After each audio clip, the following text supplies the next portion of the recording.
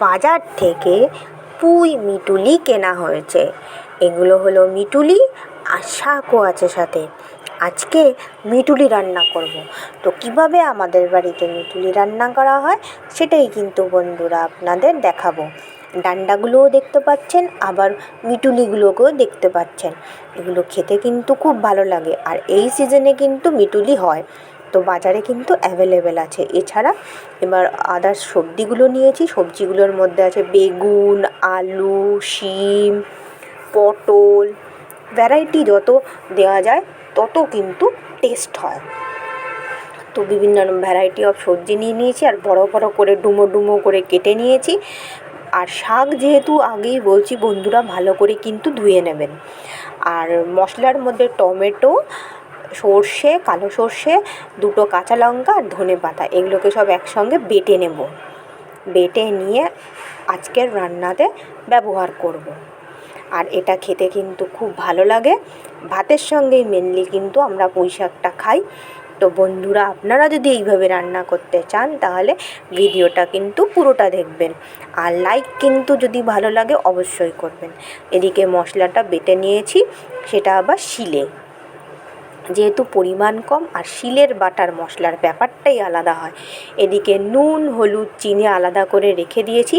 যে মশলাটা তৈরি করলাম, বাটলাম, সেটাকে এর মধ্যে মিক্সিং করে দেবো। করে এর মধ্যে একটু জল দেবো, আর সামান্য একটু টক দই দেবো বাড়িতে বানানো, যার ফলে এর মশলার যে টেস্টটা সেটা কিন্তু অসাধারণ হবে।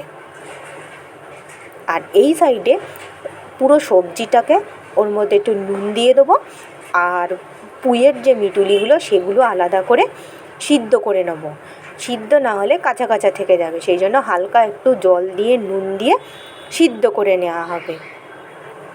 সিদ্ধ করার পর বন্ধুরা এই রকম হয়েছে। এইবার এটাকে আলাদা করে ভেজে নিতে হবে। সবজিগুলোকে আগে ভেজে নেবো। এদিকে জল ঝাড়তে দিয়েছি, আলাদা করে সবজিগুলোকে ভেজে নেবো, আর পুঁইটাকে আলাদা করে ভেজে নেবো। সাথে পরে একসঙ্গে মিলিতে হবে। তেল নিয়ে নিয়েছি, সর্ষের তেল। এই সর্ষের তেল দিয়ে রান্না হবে। এবার এর মধ্যে গোটা গোটা যে সবজি সিদ্ধ করা সেগুলো দিয়ে দিলাম। দিয়ে অল্প অল্প করে ভাজতে থাকবো, আর অল্প অল্প করে পুঁই মিটুলিগুলো দিতে থাকবো। দিয়ে ভালো করে ভেজে নেবো। ভেজে নেওয়ার পর এর মধ্যে দিয়ে দিলাম মশলাটা যেটা বানানো হয়েছিল। এবার এই মশলার মধ্যে যে আলাদা আলাদা যে সিদ্ধ করা অংশ সেগুলো সব দিয়ে দিলাম। দিয়ে ভালো করে পাকাতে থাকবো। আর এই রান্নাতে কিন্তু জল ব্যবহার করব না, যা জল পুঁই শাকের মধ্যেই থেকে গেছে এগুলোকেই কিন্তু ভালো করে কষিয়ে নেব।